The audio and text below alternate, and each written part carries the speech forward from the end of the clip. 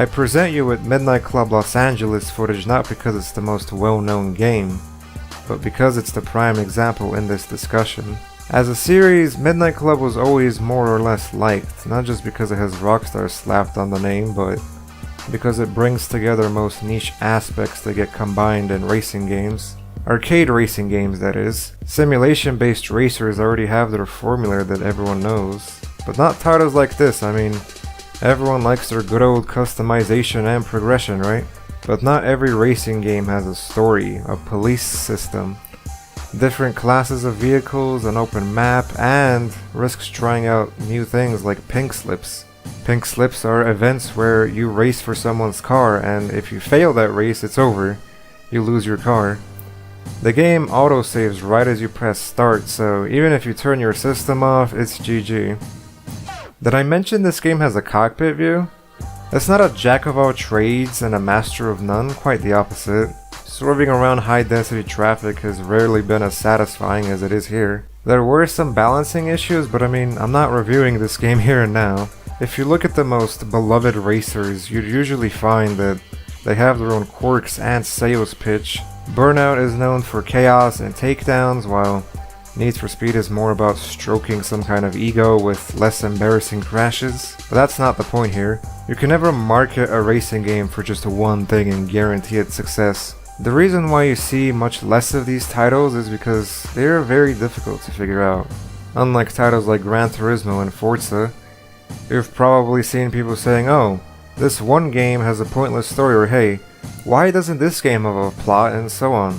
There is no formula to use like there is in, say, open world sandbox nowadays where that shit is all you see sometimes. You're basically making a niche within a niche at certain points, but it's also vague to say who likes what because, I mean, I, for example, enjoy all these aspects of a racer, but some might find it weird and not captivating that there wasn't a cockpit view in Grid 2.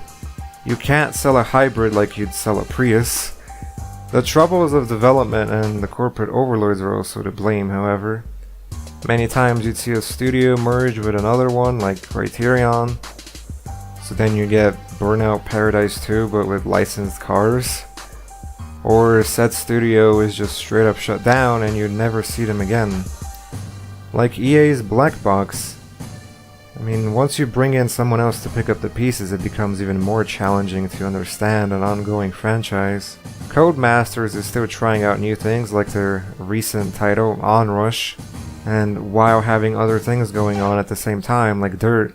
But then you can bring in both Burnout and Dirt, in which you get Flat Out, or Crash and Burn. Crash and Burn was this underdog that could have sparked this niche into mainstream. Because, there was a quote-unquote battle royale mode. You survived in an arena and it was very fun. It was a more core part of the experience than its racing aspect. This is why we mostly see Forza and Gran Turismo now. You can't really change a series that's more about simulation, and if you think Forza is more arcade, then you'd be right. But it does fit into that style of GT or even Project Cars. That's why you see Forza versus GT or whatever. And I'm not mentioning Battle Royale just to sound trendy either. Crash and Burn legitimately had those aspects inside of its racing roots. The arena mode, which was titled Kamikaze, it had several modifiers which spruced up the mode and repetition as well. Now the footage I'm showing is of its racing modes, but this concept worked and it still obviously does today in different ways. As for other titles, MotorStorm had an interesting twist. Your more direct enemy was more so the different types of terrain that you drive on rather than your opponents. It became quite challenging the further you go into it, and all the different entries in the series had a different theme. MotorStorm 1 had a more rocky and dusty wasteland setting, while 2 was tropical and had volcanoes and mountains, and this also translated into gameplay changes. Your car can overheat and you could cool it down by driving through sprinklers or patches of water. And now the third entry, Apocalypse, was, well, an actual apocalypse. With buildings collapsing or you yourself were collapsing off of buildings, the roads became destroyed and the tracks often changed mid-race, so you had to adapt not just to your opponents but the ever so dynamic layout. And another example is Test Drive Unlimited, which was the balance of building your own little empire of stuff throughout your playtime, and it was a more laid back and drawn out experience in which you really need to take your time to get to all that exotic shit, so to speak. And this is where the line gets drawn. These things make these titles arcade and not just going around licensed tracks and collecting a dozen cars or so. It can be different every time, and with licensing getting thrown into the mix, a company could be investing into it even more than needed, or not enough. It also wouldn't help when something gets classified as arcade and then possibly getting compared to like a kart racer or something. The pool of generalizing it becomes a lot bigger, and you just can't pin it down for marketing purposes even. So whether you like your burnouts or midnight clubs, it all boils down to one thing.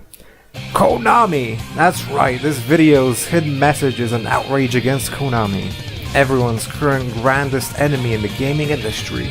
Got a microtransaction problem? Do not fret, just blame Konami. Are you in need of DLC past exterminators? No worries. Just use Konami as a scapegoat. Or was it EA? It's hard to tell sometimes.